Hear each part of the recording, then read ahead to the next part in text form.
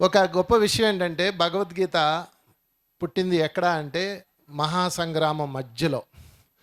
అసలు ఏమాత్రం సైలెన్స్ లేని, ఏమాత్రం ప్రశాంతత లేని ఒకానొక ప్లేస్లో పుట్టింది. అది విచిత్రం.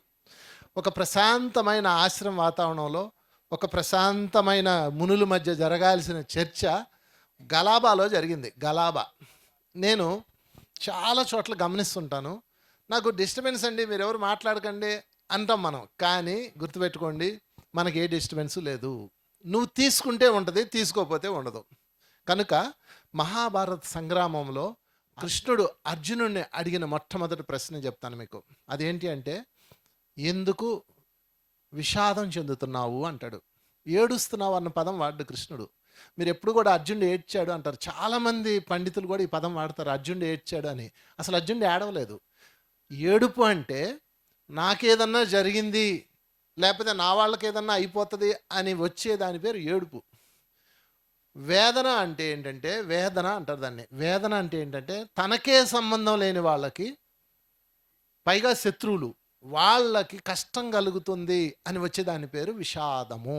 అందుకని దానికి విషాద యోగం అని పేరు పెట్టారు వేదవ్యాసుల వారు. చెప్పలు కొడదాం వేదవ్యాసుల వారికి. విషాద యోగం. రెండో రెండో అంశం చూద్దాం. భగవద్గీత కృష్ణుడు అసలు ఎవరికి చెప్పాలి? జ్ఞానులకి చెప్పాలి, లేదా వేదవ్యాసుడికి చెప్పాలి, లేదా జ్ఞాన సంపన్నుడైన భీష్మ పితామహుడికి చెప్పాలి, లేకపోతే ధర్మరాజుకి చెప్పాలి, లేకపోతే మునులు ఋషులు ఎంతోమంది ఉన్నారు వాళ్ళకి చెప్పాలి. కానీ కృష్ణుడు భగవద్గీత ఎవరికి చెప్పాడో తెలుసా అండి? అర్జునుడికి చెప్పాడు. అర్జునుడు అంటే ఒక యంగ్స్టర్, ఒక మంచి యోధుడు. అతనికి అసలు జ్ఞానంతో పని లేదు. అందరినీ చంపడము, యుద్ధం చేయడము, ప్రజలను రక్షించడం, ఈ కాన్సెప్ట్ ఉంటుంది. కానీ అతనికి ఎందుకు చెప్పాడు అంటే, అర్జునుడిలో కృష్ణ భగవానుడు చూసిన గొప్ప క్వాలిటీ ఏంటో చెప్పనా? విషాదము. మిత్రులారా, విషాదం అంటే అదేదో తప్పుడు పదం అనుకోకండి. విషాదం అంటే వైరాగ్యం అనుకోకండి. కాదు, అర్జునుడికి వైరాగ్యం రాలేదు, అర్జునుడు ఏడవలేదు, అర్జునుడు విషాదం చెందాడు. విషాదము అంటే ఏంటంటే, తనకి హాని చేసిన శత్రువులకి హాని చేయాల్సి వస్తుంది అనే హృదయంలో నుంచి వచ్చిన ఒక గొప్ప మహాకరుణ. మహాకరుణ పదం గుర్తుపెట్టుకోండి. ఇప్పుడు అర్జునుడిని పక్కన పెడదాం, మన దగ్గరకు వద్దాం. ఏమండి, ఏ చేప పోతే మనకెందుకు? ఏ కోడి పోతే మనకెందుకండి? లేకపోతే ఏ మనిషి ఏమైతే మనకెందుకండి? మరి మనం ఎందుకు వాళ్ళందరి కోసం ఆలోచిస్తున్నామంటే, మనలో కూడా మహాకరుణ అన్న విషాదం ఉన్నది కాబట్టి. అది విషాదం యొక్క గొప్పతనం. ఇంకొక అంశం, మరి కృష్ణ భగవానుడు వీళ్ళకే ఎందుకు చెప్పాడు? ఎందుకు చెప్పాడు అంటే, అర్జునుడికే ఎందుకు చెప్పాడంటే, ద క్వాలిఫికేషన్, భగవంతుణ్ణి ఆకర్షించే గొప్ప ఫ్రీక్వెన్సీ ఏంటో చెప్పమంటారా? మహాకరుణ. అదే విషాదము. అది ఆకర్షించింది అర్జునుడు. ఇంకా తేరపార చూశాడు కృష్ణుడు. What a heart! ఎంత గొప్ప హృదయం ఇది! శత్రువులు వాళ్ళు ఎన్ని అవమానాలు పెట్టారో, ఎన్ని బాధలు పెట్టారో, వాళ్ళని చంపే అవకాశం ఇప్పుడు దొరికింది.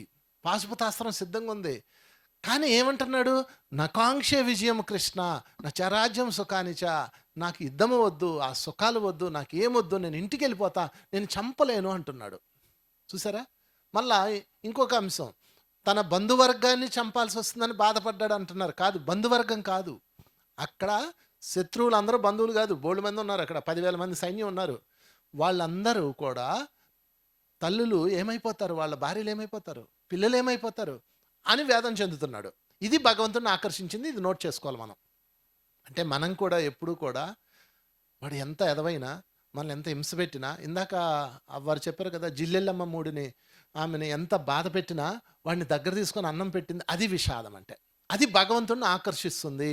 అలాగే కృష్ణుడిని ఆకర్షించింది. ఇది భగవద్గీతకి ఫస్ట్ బేస్ పాయింట్. చెప్పలు కొట్టేద్దాం భగవద్గీత విషాద యోగానికి. కృష్ణుడు క్వశ్చన్ నెంబర్ 1 అడిగాడు. నేను ఈ సబ్జెక్ట్ ఏంటంటే, దీని పేరు గీతా వికాసం. వికాసం అంటే మనం వికసించాలి. భగవద్గీత అర్జునుడికి అవసరం చెప్పాడు, ఆయన యుద్ధం చేశాడు, యుద్ధం అయిపోయింది, ఆయన రాజ్యం చేశారు, అయిపోయింది. మరి మనకెందుకు? ఎందుకు అంటే, ఈ భగవద్గీత మన జీవితము. భగవద్గీత అంటే 3 తీసుకుందాం. 1 అర్జునుడు, 2 కృష్ణుడు, 3 యుద్ధం. 3 ఉన్నాయండి, 3 పాయింట్స్ ఉన్నాయి. అర్జునుడు అంటే ఎవరు? మనమే. కృష్ణుడు అంటే ఎవరు? మన అంతర్యామి. యుద్ధం అంటే ఏంటి? మన జీవితం. మన జీవితమే యుద్ధం కదా, ఎవరి లెవెల్లో వాళ్ళకి యుద్ధం ఉంది. ఒకళ్ళకి ఇవ్వాల్సి వస్తుంది, ఒకళ్ళు తీయాల్సి వస్తుంది, ఒకళ్ళు పెట్టాల్సి, ప్రతి ఒక్కళ్ళకి వాళ్ళ జీవితం వాళ్ళకి యుద్ధం. ఒక ఎల్కేజీ పిల్లవాడు ఉన్నాడు, వాడికి ఒక యుద్ధం ఉంది. వాడు హోంవర్క్ పూర్తి చేయాలి, టైంకి స్కూల్కి వెళ్ళిపోవాలి. ఇలాగ జీవితంలో ప్రతి ఒక్కరికి యుద్ధం ఉన్నది. మరి యుద్ధాన్ని మనం ఎలా చెయ్యాలి అంటే అంతర్యామి యొక్క ఆదేశంతో చెయ్యాలి, పక్కవాడి సలహాతో చేయకూడదు. మీ ఇంట్లో ఏం జరిగినా ఫస్ట్ మనం అడిగే ప్రశ్న ఏంటి తెలుసా? ఏమండి ఇలా జరిగింది, ఏం చేయాలండి అని అడుగుతాం పక్క వాళ్ళని.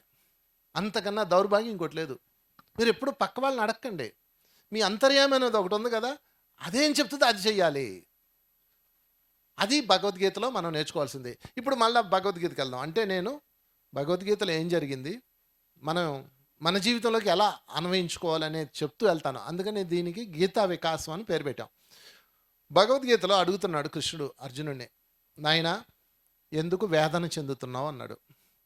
అదిగో తాతగారు, అదిగో తండ్రి, అదిగో పితామహుడు తండ్రి ఆయన, తర్వాత గురువుగారు, మిత్రులు, ఇంతమందినా చంపాలి, వీళ్ళనా చంపాలి అన్నాడు. ఏమండి, క్వశ్చన్ నెంబర్ 1 ఏంటి?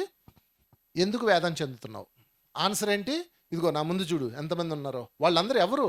నా వాళ్లే కదా, నా వాళ్ళని నేను ఎలా చంపుతాను అన్నాడు. ఇది ఆన్సర్. రెండో క్వశ్చన్ అడిగాడు కృష్ణుడు. ఇక్కడికి ఎందుకు వచ్చావు అని అడిగాడు రెండో క్వశ్చన్. అంటే నేను మనకు అర్థం కావడానికి సామాన్య భాషలో చెప్పుకోవడానికి ఇలా మార్చి చెప్తున్నాను. ఇక్కడికి ఎందుకు వచ్చావు? యుద్ధం చేద్దామని వచ్చాను ఆన్సర్. ఎవరి మీద యుద్ధం చేద్దామని వచ్చావు? కౌరవుల మీద యుద్ధం చేద్దామని వచ్చాను. కౌరవులు తాతగారని, గురువుగారని, పెదనాన్నని, బంధువులని, మిత్రులని ఇంటి దగ్గర తెలుసా తెలీదా? తెలుసు. తెలిసి యుద్ధం చేద్దామని వచ్చి ఎందుకు వణుకుతున్నావు, ఎందుకు విషాదం చెందుతున్నావు అన్నాడు. కార్యోన్ముఖుడివికా అన్నాడండి. గుర్తుపెట్టుకోండి ఈ పాయింట్, కార్యోన్ముఖుడివికా. అంటే మనం అర్థం చేసుకోవాల్సిన పాయింట్ ఏంటంటే, యుద్ధం చేయనని భీష్మించి కూర్చున్న అర్జునుడిని కృష్ణుడు రెచ్చగొట్టి యుద్ధం చేయించాడంటారు. తప్పు. నువ్వు ఏ పని మీద వచ్చావో ఆ పని చెయ్యి అన్నాడు. అది అర్థం చేసుకోవాలి. భగవద్గీత అంత సింపుల్గా ఏం అర్థం కాదు. ఊరికే మాట్లాడకూడదు, కామెంట్లు చేయకూడదు. కార్యోన్ముఖుడివి కా. ఏం చేద్దామని వచ్చావు అది చెయ్యి. ఇంటి దగ్గర నిర్ణయం తీసుకున్నావు కదా, యుద్ధానికి వచ్చేటప్పుడు ఏం చేసావు? కిరీటం పెట్టుకున్నావు, నగలు పెట్టుకున్నావు, తిలకం దిద్దుకున్నావు, వేరే తిలకం దిద్దుకున్నావు, ఆరతి తీసుకున్నావు. ఎక్కడికి వెళ్తున్నావు? యుద్ధానికి. ఎవరి మీద వెళ్తున్నావు? కౌరవుల మీద. వాళ్ళందరూ బంధువులని, గురువులని, మిత్రులని తెలుసా? తెలుసు.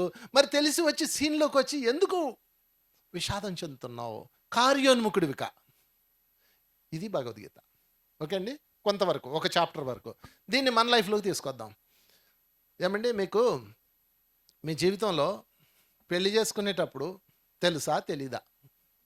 పెళ్లి చేసుకునేటప్పుడు పిల్లలు పుడతారని, భర్త ఉంటాడని, అత్తగారు ఉంటారని తెలుసా తెలీదా? తెలుసు కదా. మరి తెలిసే తాళి కట్టించుకున్నారు, లేకపోతే తాళి కట్టారు, జీవితాన్ని ప్రారంభించారు, పిల్లలు పుట్టారు, అప్పులు పెరిగిపోయినాయి, యాదవ జీవితం, అనవసరంగా పెళ్లి చేసుకున్నాను, సన్యాసుల్లో కలిసిపోతే బాగుంటుంది, ఏడుస్తారా? ఇంకా అర్జునుడి విషాదం, మంది ఏడుపు. అందుకని మీరు ఎప్పుడు వేదన చెందకూడదు, బాధపడకూడదు. మీ మీ జీవితంలో ఏదో ఒక బాధ కలుగుతుంది. ఇప్పుడు ఫర్ ఎగ్జాంపుల్ మీ జీవితంలో ఒక బాధ కలిగింది. అప్పుడు మీరు ఎవరితో మాట్లాడాలి అంటే అంతర్యామితో మాట్లాడాలి. మీరు గుర్తుపెట్టుకోండి మిత్రులారా, భగవద్గీత అంటే ఏంటి అంటే అంతర్యామి యొక్క ఆదేశం. అంటే ఇప్పుడు ఫర్ ఎగ్జాంపుల్ ఇదిగో నేనున్నానండి, ఓకే, వీడు వంశీగాడు, నేనెవరు? ఆత్మ పదార్థాన్ని, అంతర్యామిని, దివ్యాత్మ స్వరూపాన్ని. ఓకే, నేను వీడితో మాట్లాడాలి, వీడు నాతో మాట్లాడాలి, అంతే. ఓకే, ఇప్పుడు ఫర్ ఎగ్జాంపుల్ ఇదిగో ప్రకృతి వ్యాలీకి వచ్చానయ్యా, ప్రకృతి వ్యాలీకి వచ్చాను. రాజుగారు నన్ను పట్టించుకోలేదు. ఇంకా నాకు కొంచెం రాజుగారు ఇప్పుడు నాకు ఈ 3 సంవత్సరాల్లో నాకు ఒక రూమ్ ఇచ్చాడు. అంతకుముందు నేను ఇక్కడ టెంట్ వేసుకొని ఆ తుప్పలోనే పడుకున్నా. అప్పుడు నాలో నేను మాట్లాడుకున్నా, రాజుగారికి కూడా చెప్పలేదు. వీడు చూసావా ఇంతమంది మాస్టర్లకు రూమ్ ఇచ్చాడు, నాకు కనీసం రూమ్ కూడా లేదు. అప్పుడు నేను వీడితో ఒరే ప్రకృతి వ్యాలీ వెళ్తున్నావు, అక్కడ రూములు లేవు, ఫెసిలిటీ లేవని తెలుసా తెలీదా? ఇంటి దగ్గర తెలిసే నువ్వు దుప్పటి, సెటప్, టెంట్ పట్టుకొచ్చుకున్నావు. మళ్ళీ ఇక్కడికి వచ్చాక ఎడుతావేంటి అన్ని వీడితో చెప్పా. అంతే, వీటి దగ్గర నుంచి కంప్లైంట్ లేదు. చూసారా, ఎవరైతే తనతో తాను మాట్లాడుకుంటారో వాడి కంప్లైంట్ ఉండదు. అదే భగవద్గీత రహస్యం. ఇప్పుడు మీరు భర్త మిమ్మల్ని బాధ పెట్టాడు, ఎన్ని మాటలు అన్నాడు, నన్ను చీచి, నన్ను అంత అవమానం చేశాడు, నన్ను తిట్టాడు.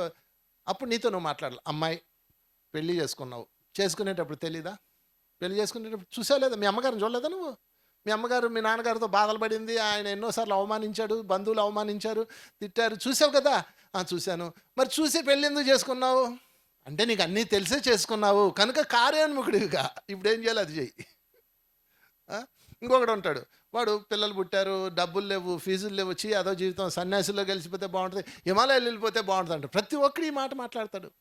ప్రతి ఒక్కటి ఇదే మాట, ఏమంటే చాలు హిమాలయాలకు వెళ్ళిపోతాను అంటాడు. ఈడకి వచ్చి ధ్యానం చేయండి అంటే సరే అంటారు. ఏం రాజుగారు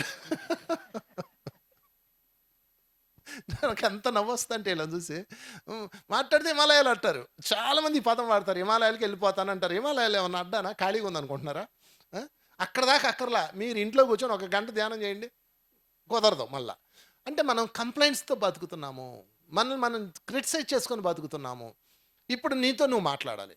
ఫర్ ఎగ్జాంపుల్, ఇప్పుడు నీకు కష్టం వచ్చింది, ఈ జీవితం నిస్సారంగా ఉంది, పిల్లలతో కష్టం అవుతుంది, అప్పుల పాలు అవుతున్నాయి. అప్పుడు నీతో నువ్వు మాట్లాడు. ఏరా పెళ్లి చేసుకునేటప్పుడు తెలీదా? తెలుసు. కాపురం చేస్తే ఏమవుతుంది? కాపురం చేస్తే కలరా రాదు కదా, పిల్లలు పుడతారు కదా, పుట్టారు కదా, మరి అప్పుడు తెలీదా? తెలుసు. మరి పుట్టిన తర్వాత వాళ్ళకి స్కూళ్ళని, ఫీజులని, బాధలని ఉంటాయా ఉండవా? తెలుసు. మరి ఇంకెందుకు యుద్ధం చేయి. అంతేగాని వైరాగ్యం వద్దు. ఓకే, ఒక అత్తగారు నేను బాధ పెడుతుంది, నీతో నువ్వు మాట్లాడు. అమ్మ నువ్వు పెళ్లి చేసుకునేటప్పుడు తెలీదా? ఎన్ని సినిమాల్లో చూపించలేదు అత్తగారు అంటే కాల్చుకు తింటుందని? చూడలేదా? చూసావు కదా. మరి సూర్యకాంతం గారు ఎన్ని సినిమాల్లో ఎగ్జాంపుల్గా చూపించారు? చూసావు కదా. మరి ఆ రోజు తెలిసి మరి పెళ్లి చేసుకుని ఈరోజు ఎందుకు ఏడుస్తున్నావు? అయితే ఇప్పుడు సీన్ మారింది. ఇప్పుడు ఆ కోడల్లో చేతులు అత్తలు బలవుతున్నారంట, విన్నాను. ట్రెండ్ మారింది. ట్రెండ్ మారిందమ్మా. ఇప్పుడు ఒక ట్రెండ్ ఉండదు కదా. అప్పుడు చేసిన పాపం ఇప్పుడు ఫలితం వచ్చింది. అయితే మీ దురదృష్టం ఏంటంటే అప్పుడు కోడళ్ళు మీరే బాధలు పడ్డాళ్ళు, ఇప్పుడు అత్తలు మీరే బాధలు పడుతున్నారు. మీకు నా ప్రగాఢ సానుభూతి, అంత తప్ప నేనేం చేయలేను. చెప్పలు పడేద్దాం. అది భగవద్గీత. భగవద్గీత అంటే విషాదం కాదు, భగవద్గీత అంటే వైరాగ్యం కాదు, భగవద్గీత అంటే వియోగం కాదు, భగవద్గీత అంటే జ్ఞాన సముపార్జన. ఓకే, మళ్ళీ భగవద్గీతలోకి వెళ్దాం.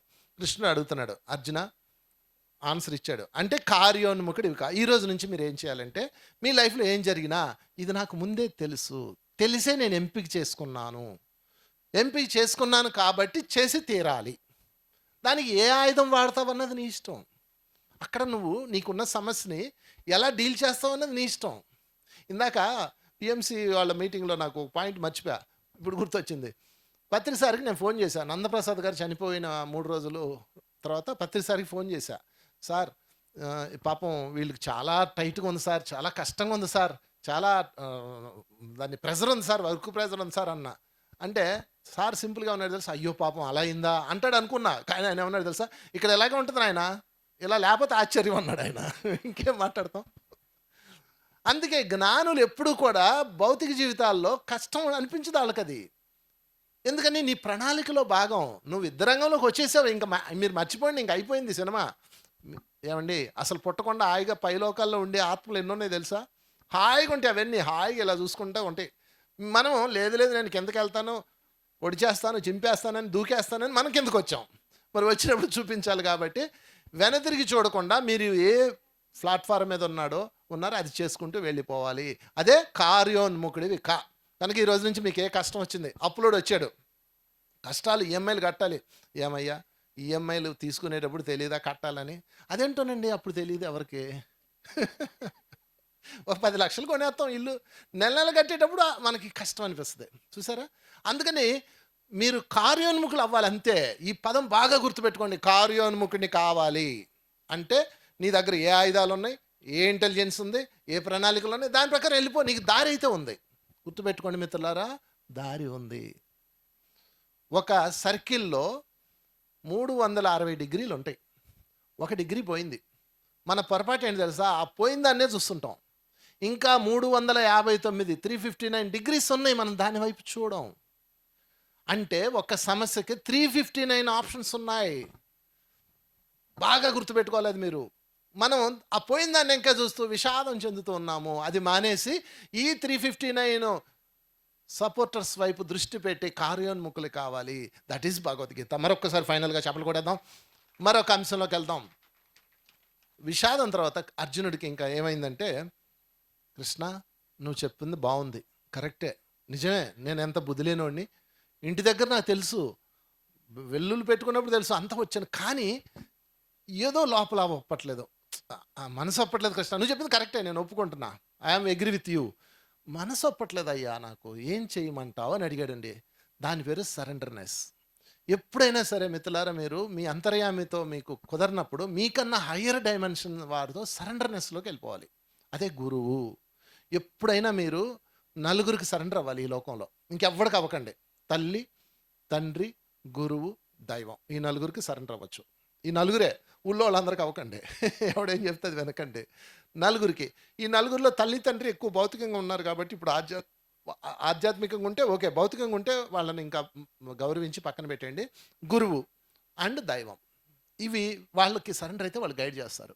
అప్పుడు కృష్ణుడు అన్యదా శరణం నాస్తే భగవాన్, నేను నీకు సరెండర్ అవుతున్నా, నువ్వు చెప్పింది నిజమే, కానీ నా మనసు ఒప్పుకోవడం లేదు అన్నాడు. అప్పుడు చెప్పాడండి సాంఖ్యం. ఈరోజు 2 అధ్యాయాలే కవర్ చేద్దాం. 1 విషాదము, 2 సాంఖ్యం. సాంఖ్యం మొత్తం ఆత్మతత్వమేనండి. సాంఖ్యంలో ఏం చెప్తాడంటే, నువ్వు శరీరం కాదు, నువ్వు ఆత్మ పదార్థానివి, దివ్యాత్మ స్వరూపానివి. వారు ఒక ఆత్మ పదార్థం, నువ్వు ఒక ఆత్మ పదార్థం. వారి పని వారు చేస్తారు, నీ పని నువ్వు చేయి అని చెప్తాడు. చెప్పిన తర్వాత, కృష్ణ నువ్వు చెప్తుంది ఇంకా కనెక్ట్ అవ్వట్లేదు. ఇప్పుడు నేను బాణాలు వేస్తే వాళ్ళు చనిపోతారు కదా, నువ్వు ఆత్మ అంటున్నావు బాగుంది, నా బాణం వల్లే చనిపోతాడు కదా అంటాడు. అప్పుడేమంటాడు తెలుసా, పిచ్చివాడా, వీళ్ళందరినీ నేను ఎప్పుడో చంపేశాను అంటాడు. అర్థమైందా? వీళ్ళందరినీ నేను ఎప్పుడో చంపేశానంటాడు. అంటే అర్థం ఏంటంటే, ఇక్కడ కృష్ణుడు అంటే మీరు వ్యక్తిగా చూడకండి, కృష్ణుడు అంటే యూనివర్స్.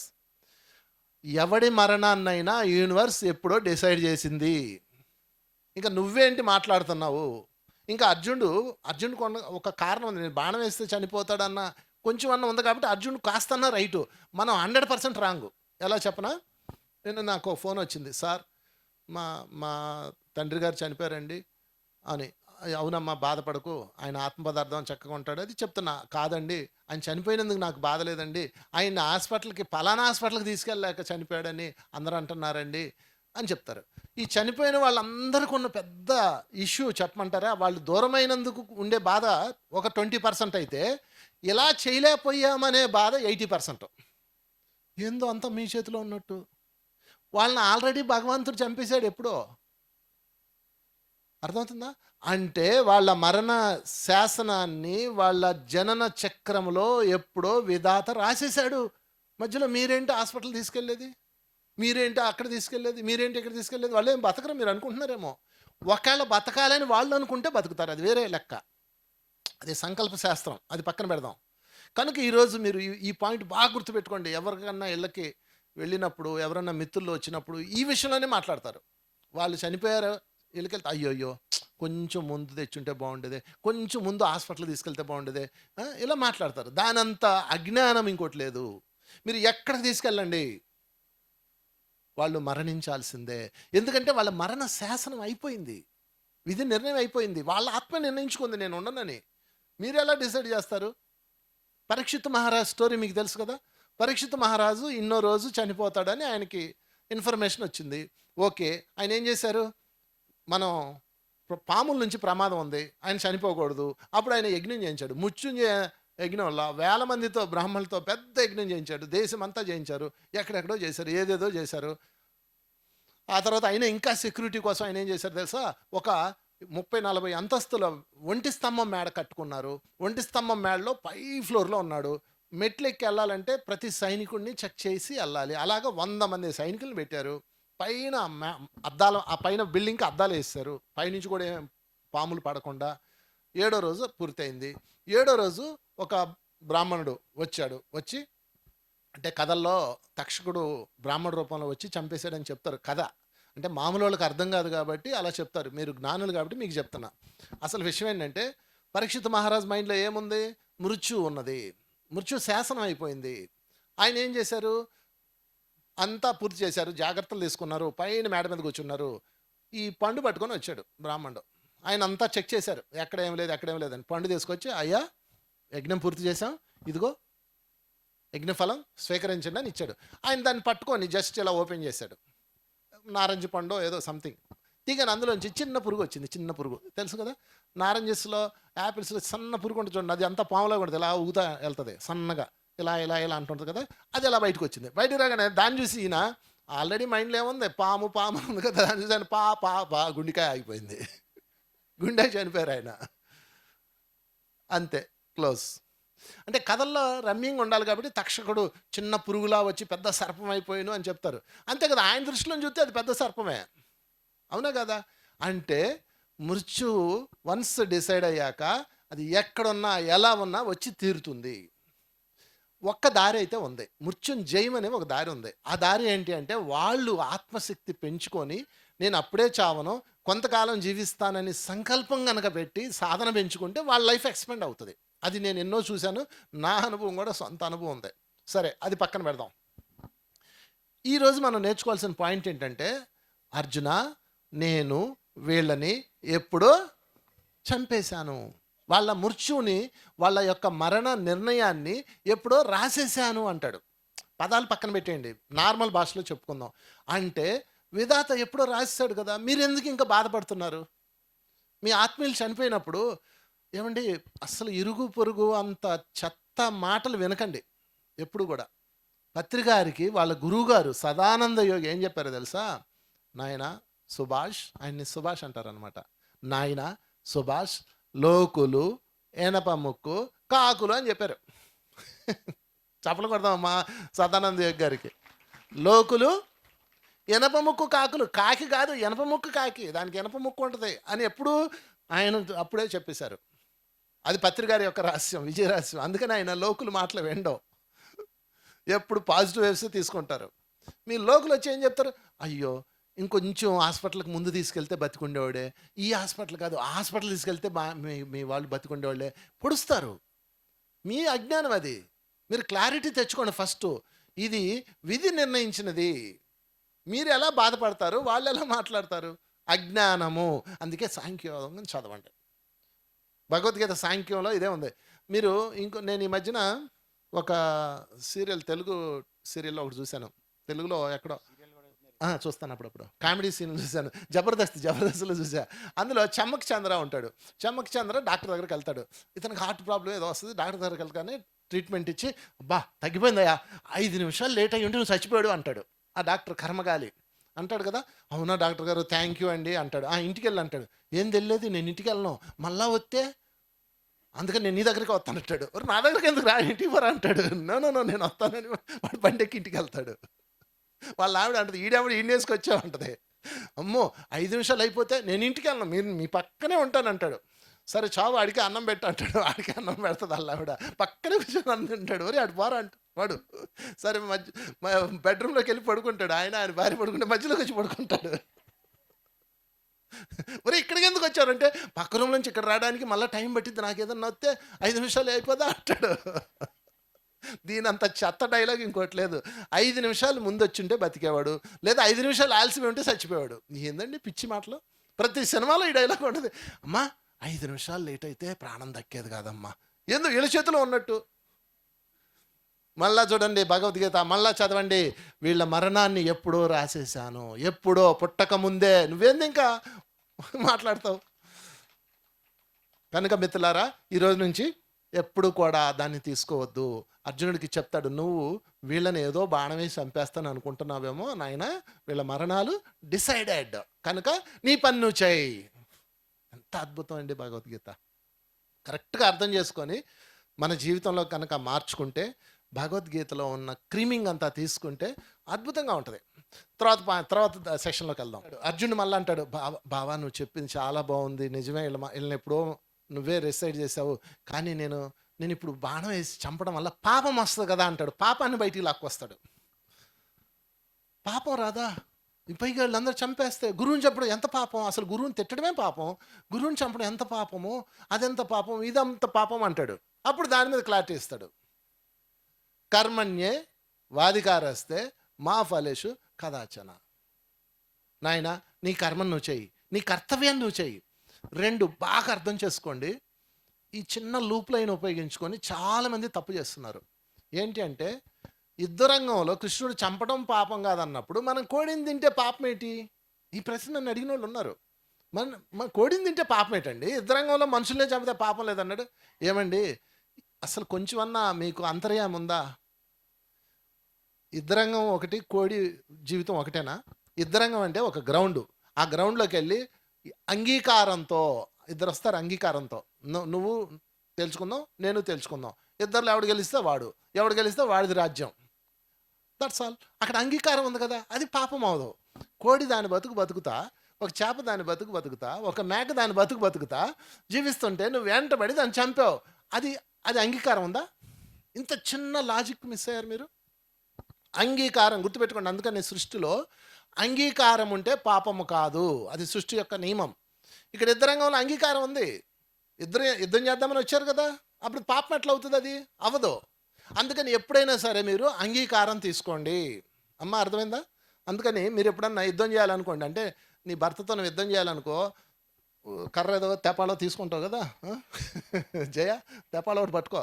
ఏమండి భర్త గారు మీకు అంగీకారమేనా? అంగీకారమేనా టాంగనేసాయి. పాపం అవుతుంది. అంటే మా మేడం అడిగింది సార్ ఒకసారి నన్ను, తెపాలు చేతిలో పెట్టి నీకు అంగీకారమేనా అంది. నేను ఏదో అనుకొని అన్నాను, టాంగనేసింది. అందుకని అంగీకారంతో ఓకే.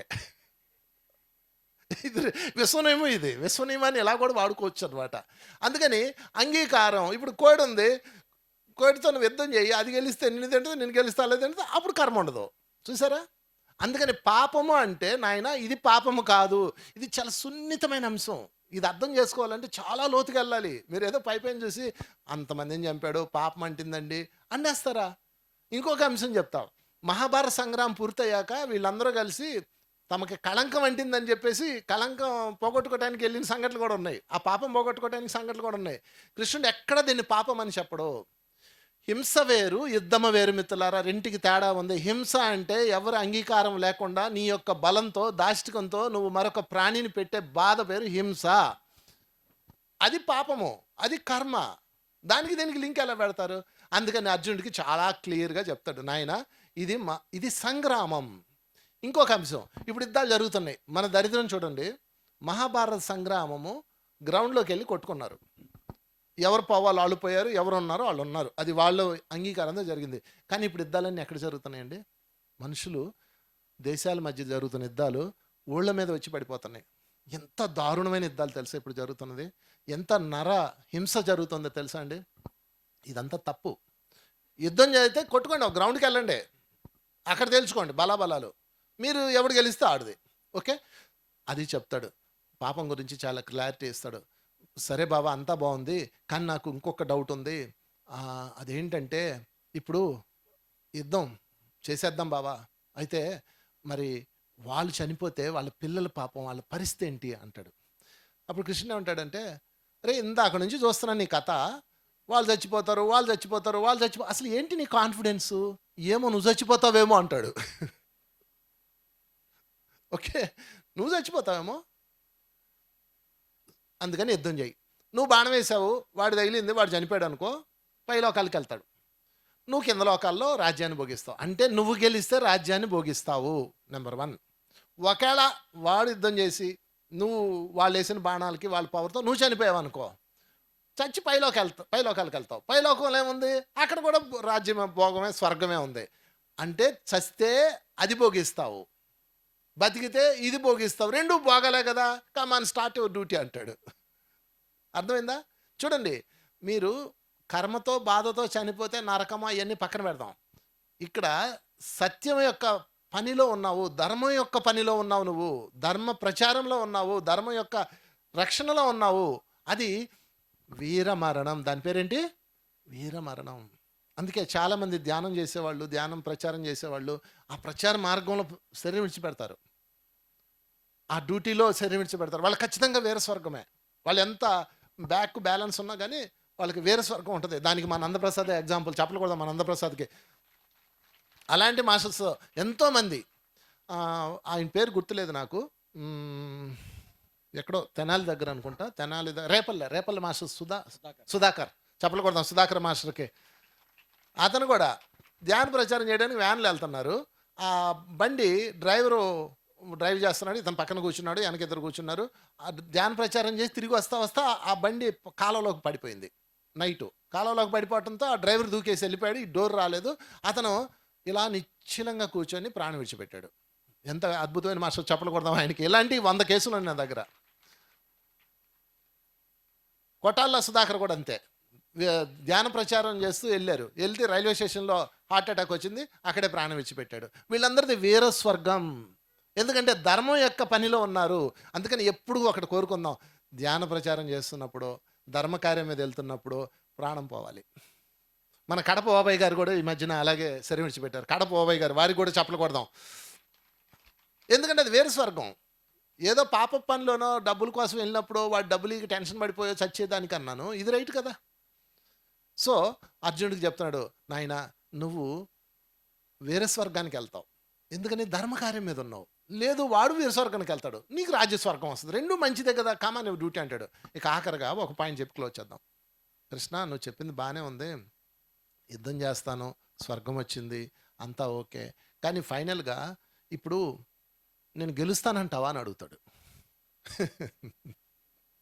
మనకు రాజ్యం వస్తుందా, ఇది ఏం జరుగుతుంది, నువ్వు భవిష్యత్తు తెలుసు కదా చెప్పు అంటాడు. అంటే నేను అన్నిటినీ కలిపి ఒక చిన్న క్రీమింగ్గా తయారు చేసి చెప్తున్నా. ఇప్పుడు నేను చెప్పింది కేవలం పరిచయం మాత్రమే, అంటే అంత ఎసెన్స్ ఉంది లోపల. ఏమంటాడు తెలుసా, ఎంత అద్భుతమైన పదం చెప్తాడని తెలుసా అండి, కర్మను చేయడమే నీ పని అర్జున, ఫలితం నాకు వదిలే అంటాడు. ఇది ఒక్కటి పట్టుకోవాలండి భగవద్గీతలో. మనందరం ధ్యానం చేస్తున్నాము, ఎంతెంతో శక్తివంతులం అయ్యాము, కానీ ఇప్పటికి కూడా మనం ఇంకా ఫోకస్ మనం ఫలితం మీద పెడుతున్నాం. ఫలితం మీద అస్సలు మీరు ఫలితాల మీద ఫోకస్ చేయకండి. కర్మను చేయడమే మన పని, ఫలితం యూనివర్స్ ఇస్తుంది. అంటే ఫర్ ఎగ్జాంపుల్, ఇప్పుడు మీరు బ్యాంకులో డబ్బులు వేసారండి, 10,000 రూపాయలు వేసారు బ్యాంకులో, ఓకే. మీరు ఆల్రెడీ మీ దగ్గర ఏటీఎం కార్డు ఉంది కాబట్టి మినిమం బ్యాలెన్స్ 1000 రూపాయలు ఉండాలి ఎస్బీ అకౌంట్కి అనుకుంటా నా అటుగా. 1000 రూపాయలు కూడా మీరు 3,000 ఇప్పుడు 3,000 మినిమం బ్యాలెన్స్ ఉండాలి. మీరు ఏం చేశారు, ఏటీఎం కార్డుతో ఆ 3,000 కూడా లాగేశారు, ఓకే అండి, అయిపోయింది. మీరు ఎప్పుడు దొరుకుతారా అని బ్యాంక్ కూడా చూస్తూ ఉంటాడు. మినిమం బ్యాలెన్స్ లేదు కాబట్టి దానికి ఒక నెలకు ఒక 50 రూపాయలు 200 వేస్తూ ఉంటాడు. ఫైనల్గా మీకు ఒక 10,000 రూపాయలు చెక్ వచ్చింది. మీరు కష్టపడ్డారు, ఎంతో కష్టపడ్డారు, 10,000 రూపాయలు చెక్ తీసుకెళ్ళి బ్యాంకులో వేశారు. వేసి ఏటీఎంకి వెళ్ళి విత్డ్రా కొడితే, చెక్ విత్డ్రా కొడితే ఎంత అవుతుంది తెలుసా, ఆ 3,000 ఎవరో నెంబర్ 1. నెలకి మీరు డిపాజిట్ మెయింటైన్ చేయనందుకు దానికి ఒక 200 చొప్పున 1,000 రూపాయలు కట్టో అంటే మీకు 6,000 చేతిలో పెడతారు. అదేంటండి, నేను 10,000 వేస్తే 6,000 ఇచ్చారేంటండి, నేను ఎంత కష్టపడ్డాను తెలుసా అంటే కుదరదు. నీకు ఎంత ఇవ్వాలో అంత బ్యాంక్ డిసైడ్ చేసిందా లేదా. అలాగే మనం ఒక పని చేసినప్పుడు గతం తాలూకా పాపకర్మలు మైనస్ చేసి, గతం తాలూకా నువ్వు వాడిన ఓవర్ పుణ్యం మైనస్ చేసి, నీకు ఎంత అవుట్పుట్ ఇవ్వాలో అంత అవుట్పుట్ ఇస్తాయి. దాని పేరే కర్మణ్యే వాధికారస్తే మా ఫలేషు కాదాచన. నీకేంటి టెన్షన్. ఇంత పెద్ద ప్రోగ్రాం పెట్టాం, ఇంత పెద్ద ప్రోగ్రాం పెట్టిన తర్వాత కొద్దిమంది వచ్చారు, నాకు సంబంధం లేదు, ఆయనకి ఏ సంబంధం లేదు, రాజుగారికి ఏ టెన్షన్ లేదు, నాకు ఏ టెన్షన్ లేదు. ఎందుకని, చెయ్యాల్సింది చేసేసాం, రావాల్సిన ఫలితం యూనివర్స్ చూసుకుంటాం, మనకేంటి. ఈ సూత్రాన్ని కనుక మనం ఎక్కించుకుంటే మిత్రులారా, ఎందుకు ఇంకా సంకల్పాలు, తెల్లారులే సంకల్పాలు పెట్టేస్తారు, 10 లక్షలు రావాలి, 20 లక్షలు రావాలి, 30 లక్షలు రావాలి, చస్తారు అవి వస్తే కనుక. అది అర్థం పర్థం లేని వ్యవహారం. అందుకని మనకి ఆధ్యాత్మికతలు అయ్యాము అంటే అర్థం ఏంటంటే టెన్షన్ లెస్ లైఫ్లో ఉండాలి. టెన్షన్ లెస్ లైఫ్, దానికోసం కదా ఎక్కడికి వచ్చాం. మళ్ళీ ఇక్కడికి వచ్చిన తర్వాత మళ్ళీ టెన్షనే. వాడు వస్తాడో రారో, జనం వస్తారో రారో, మైక్ వస్తుందో రాదో, అది వస్తుందో రాదో, ఇది వస్తుందో రాదో, వాన వస్తుందేమో, ఎంత పిచ్చి పనులు చేస్తున్నాను తెలుసా. ఒకసారి క్లాస్కి వెళ్ళాను, ఆమె ఏం చేసింది తెలుసా, వర్షం పడుతుంది, క్లాస్కి టైంకి ఆగిపోయింది, వాన లేదు, ఓ జస్ట్ 4 చినుకులు పడి ఆగిపోయింది. నేను వెళ్ళాను మైక్ తీసుకొని, నేను వాన పడుతుంది, నేను సంకల్పం పెట్టుకున్నాను, ఈ క్లాస్ అద్భుతంగా జరగాలి, వాన పడకూడదని సంకల్పం పెట్టుకున్నాను అని ఆ మైక్లో చెప్పింది. నేనంటే మైక్ లాక్కొని, దుర్మార్గురాలా ఎందుకు పెట్టావు దిక్కుమాల సంకల్పం అని తిట్టాను. నువ్వెవడో సంకల్పం పెట్టడానికి. వాన లేక పక్క రైతులు ఎంతమంది ఏడుస్తున్నారు, నా బోడీ క్లాస్ అయితే అంత అవ్వకపోతే అంత. ఎప్పుడు విశ్వానికి విరుద్ధంగా సంకల్పాలు, ప్రకృతి విరుద్ధంగా సంకల్పాలు పెట్టకండి. కాకపోతే అప్లికేషన్ పెట్టచ్చు, అమ్మ కార్యక్రమం చేస్తున్నాం, ప్రకృతి మాత దిగ్విజయంగా జరగాలని ఆశీర్వదించు. ఆమె ఏమి నిర్ణయం తీసుకుంటే ఆమె నిర్ణయం అది. దీన్ని పట్టుకోవాలి మిత్రులారా. ఈరోజు ఎంత దరిద్రంలో ఉన్నామంటే, విద్యాప్రకాశానంద గిరి గారు భగవద్గీత ప్రచారకుడు, సామాన్య భాషలో చెప్పిన ప్రచారకుడు, ఆర్జుడు. ఆయన గట్టిగా చెప్పలు కొడతాం విద్యాప్రకాశానంద గిరి గారికి. గురువుగారు ఆయన క్లాసులకి వెళ్ళి భగవద్గీత నేర్చుకున్నారంట, ఒక సందర్భంలో చెప్పారు. సో ఆయన ఏమంటాడు తెలుసా, చెనక్కాయలు ఎవడో వస్తాడని, చెనక్కాయలు అమ్ముకునేవాడు వస్తాడు కదా, మీరు చూశారు కదా, ఫస్ట్ మానికతో కొలుస్తారు కదా, ఏమంటాడు తెలుసా, ఫస్ట్ లెక్క 10 మానికలు తీసుకోవాలనుకో, 10 డబ్బాలు తీసుకోవాలనుకోండి, మొట్టమొదటి ఏమంటాడు గమనించారు, ఏమంటాడు, లాభం అంటాడు. వీడి వ్యాపారం మొదట్లేదు, అప్పుడే లాభం.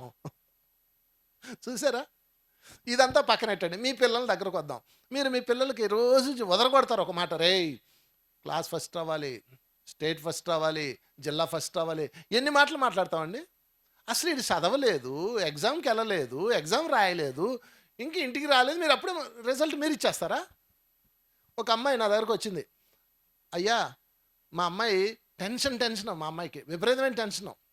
ఆమెకి ఎగ్జామ్ హాల్లో పెన్ను పట్టుకుంటే ఎగ్జామ్ జరగదు. 10వ తరగతి ఎగ్జామ్ దగ్గరకు వచ్చినాయి. మా అమ్మాయి ఏం చేయాలి అని ఆయన అడిగారు.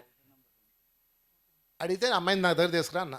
ఆ పాపను తీసుకొచ్చారు. ఆ పాపను కూర్చోబెట్టి ఏం చెప్పానంటే, అమ్మాయి పెన్ను పేపర్ తీసుకొని రాయమ్మా నేను చెప్తానన్నా. అంకులు ఓకే అంది. కర్మం చేయడమే నా పని, ఫలితంపై లేదు అన్న. ఆ పిల్ల నా ఇంకెలా చూసింది, అర్థమై చావక. సరే పరీక్ష రాయడమే నా పని, ఫలితంతో రిజల్ట్తో నాకు సంబంధం లేదు, రాయి అన్నాను. 100 సార్లు రాసి ఇంపోజిషన్ రాసి నాకు ఇయ్యి అన్నాను. 100 సార్లు రాసేసింది. పరీక్ష రాయడమే నా పని, రిజల్ట్తో నాకు సంబంధం లేదు, పరీక్ష రాయడమే నా పని, రిజల్ట్తో నాకు సంబంధం లేదు. 100 సార్లు రాసి పట్టుకొచ్చింది. వెరీ గుడ్, ఈ రోజు నుంచి ఎవడేం అడిగిన ఇదే చెప్పన్నా. ఆ రోజు సాయంత్రం వాళ్ళ నాన్న అడిగారంట, అమ్మాయి ఎగ్జామ్స్ దగ్గరకు వస్తున్నాయి, రిజల్ట్స్ మార్కులు ఎంత వస్తాయి? నాన్నగారండి పరీక్ష రాయడమే నా పని అండి, రిజల్ట్తో నాకు సంబంధం లేదండి. రిజల్ట్తో సంబంధం లేదంటావేంటే, నువ్వే కదా రాస్తావు. నాన్నగారండి రిజల్ట్స్ ఇచ్చేది నేనా అండి, నేను బాగా రాస్తానండి. ఒకవేళ మార్కులు దిద్దేవాడు వాడి భార్యతో గొడవై వాడి టెన్షన్తో సరిగ్గా దిద్దలేదు అనుకోండి, మార్కులు పడవు కదండి. ఒకవేళ పడ్డాయి అనుకోండి, 90 కొట్టాడు అనుకోండి, 90 రాశాడండి. టైప్ కొట్టేవాడు 9-0 అయిపోయి 0-9 వేసాడు అనుకోండి, అప్పుడు నేను ఫెయిల్ అవుతాను కదండి. రిజల్ట్స్ నా చేతిలో ఎక్కడ ఉన్నాయి నాన్నగారండి అంది. ఆమె నా శిష్యురాలు చెప్పలు కొట్టు నా పాపకి. బ్రహ్మాండంగా ఎగ్జామ్ రాసింది, అమ్మాయి స్కూల్ ఫస్ట్ వచ్చింది. రిజల్ట్స్ మీద ఫోకస్ చేయించకండి. ఆలు లేదు సూలు లేదు, కొడుకు పేరు సోమలింగంలో అయిపోయింది కథ. మొదలే పెట్టలేదు. ఇక్కడ వ్యాపారం చేయాలి, ఈ వీధిలో అడుగుతారు, ఎంక్వైరీ చేస్తారు, ఇక్కడ వ్యాపారం బాగుంటుందా, ఇది చాలదు అన్నట్టు. పెళ్లి సంబంధాలు అబ్బో, ఇక ఈ పెళ్లి సంబంధాలు చూడాలి, మీ కర్మణ్యే వాధికారస్త అంతా ఆడ కనపడిద్ది. అబ్బాయి అలాంటోడు 100 ఎంక్వైరీలు చేస్తారు. ఏమండి అబ్బాయి ఇప్పుడు మంచోడు, రేపు మంచోడా చెప్పండి, ఎప్పుడు ఎల్లుండి మంచోడా, అవతల మంచోడా? మంచోడనే కదా మీరు చేసుకున్నారు, మీరేమైనా సుఖపడి చచ్చారా చెప్పండి. అసలు ఈ మంచి ఏంటండి, అర్థమే లేదు. అందరూ అర్థం చేసుకోండి. కర్మణ్యే వాధికారస్తే 1000 సార్లు 1,00,000 సార్లు పొరకెక్కించుకోవాలి. చెయ్యబ్బా, నువ్వేం చేయాలో అది చెయ్యి, ఏ ఫలితం రావాలో అది వస్తుంది వాళ్ళ డిజైన్ ప్రకారం. అప్పుడు ఏ యుద్ధం చేయాలో అది చేద్దాం. కనుక ఈరోజు నుంచి ఎక్స్పెక్టేషన్స్ యూనివర్స్కి ఇచ్చేయాలి. ఎక్స్పెక్టేషన్స్ వదిలేయి అని చెప్పను నేను. చాలామంది ఏమంటారంటే, నాయనా నీ యొక్క ఎక్స్పెక్టేషన్ వదిలేసి పని చేయంటారు. ఏమంటే ఎక్స్పెక్టేషన్ వదిలేస్తే చేయగలమా పని, ఇంట్రెస్ట్ ఉండదు. అందుకని ఎక్స్పెక్టేషన్ వస్తుంది, అయితే దేని ఆధారంగా వస్తుంది, యూనివర్స్ నిర్ణయిస్తుంది. ఎందుకు యూనివర్స్ నిర్ణయిస్తుంది, నా పుణ్యము పాపం అన్న డెబిట్ క్రెడిట్ ఆధారంగా నిర్ణయిస్తుంది. యూనివర్స్ పక్కా జడ్జిమెంట్ ఉంటుంది కాబట్టి నేను ఇచ్చేందుకు ఉంటాను అనుకోండి, ఎంత బాగుంటుందో కదా. చూసారా, ఒక్క ఈ సూత్రం భగవద్గీతలో ఈ సూత్రాన్ని పట్టుకోండి ఈరోజు నుంచి. కనుక ఈరోజు నుంచి ఏ పని చేయాలో ఆ పని చేయండి, దాని యొక్క ఫలితం మాత్రం నాకు సంబంధం లేదు, యూనివర్స్ డిసైడ్ చేస్తుందని చెప్పండి. ఇది చెప్తాడు అర్జునుడికి కృష్ణుడు. కనుక నాయన యుద్ధాయ కృత నిశ్చయ, ఇది సాంఖ్యయోగం. చప్పలు కొట్టేసుకుందాం సాంఖ్యయోగానికి. ఫైనల్గా ఆయన ఏమంటాడంటే, అర్జున నైనం చిందంతి శస్త్రాణి అన్న దానిలో చెప్తాడు, నువ్వు శరీరం కాదు, నువ్వు దివ్యాత్మ స్వరూపంవే, వాడు కూడా దివ్యాత్మ స్వరూపమే, వీరు కూడా దివ్యాత్మ స్వరూపమే, అందరూ ఆత్మ పదార్థాలే. ఇది ఒక చక్కటి అందమైన ఆట, అందమైన నాటకం అని చెప్తాడు. కనుక నీ పాత్రను వేయి. మొత్తం కౌన్సిలింగే. భగవద్గీతలో 2 అధ్యాయాలు ఉంటాయి. ప్రధాన అధ్యాయం విషాదం, మొదటి అధ్యాయం విషాదం, 2వ అధ్యాయం సాంఖ్యం. విషాదం ప్రశ్న, సాంఖ్యం ఆన్సర్. మరి మిగతా అధ్యాయాలు ఎందుకు వచ్చినాయి అంటే, అర్జునుడి యొక్క ఇంట్రెస్ట్.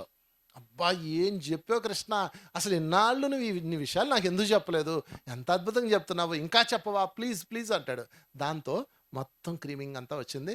సో ఒకసారి అర్జునుడికి గట్టిగా చప్పలు కొట్టుకుందాం. Thank you very much. మరలా రేపు విషాద ఆ సాంఖ్యం పూర్తయింది కాబట్టి రేపు మరొక 2 అధ్యాయాలు చెప్పుకుందాం.